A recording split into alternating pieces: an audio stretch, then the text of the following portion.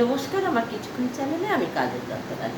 আমি আজকে আপনাদেরকে একটা মশলা দেখাচ্ছি, যে মশলাটা মানে সব কিছুতেই দেওয়া যাবে। আপনারা ভালো করে দেখুন, দেখে আপনারা এই মশলাটা করবেন, সব কিছুতে দেওয়া যাবে।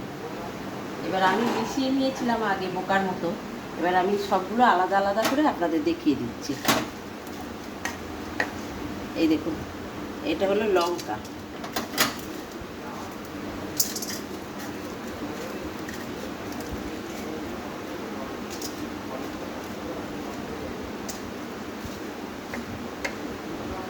এটা লঙ্কা দিলাম।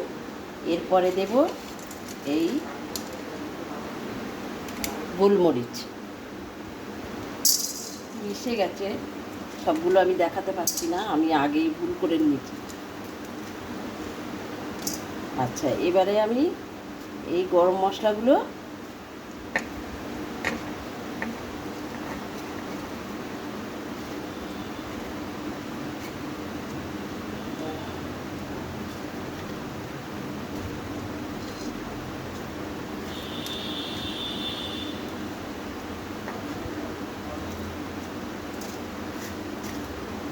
এই যে এখানে আছে ছোট এলাচ, দারচিনি, লবঙ্গ, এই পুরো গরম মশলাটা আমি এর মধ্যে দিয়ে দিলাম। আর এবারে আমি দিচ্ছি আপনাকে এগুলো ধনে, একটু মিক্সড হয়ে গেছে বলে সব রকম লাগে, যে এটা ধনে। আর এই তলায় আছে এটা জিরে, সাদা জিরে। এবার সবগুলো আমি একত্র করে ভালো করে একটু ভেজে নেব। নিলে এই মশলাটা মানে সব কিছুতে দেয়া যাবে, নিরামিষ, আমিষ, মাছের ঝোল, মাংস, সব কিছুতে দেয়া যাবে। মাছ মাংস যারা খান তারা একটু যেরকম পেঁয়াজ আর রসুন আর আদাটা পেস্ট করে নিন, সেইটুকু করলেই হবে।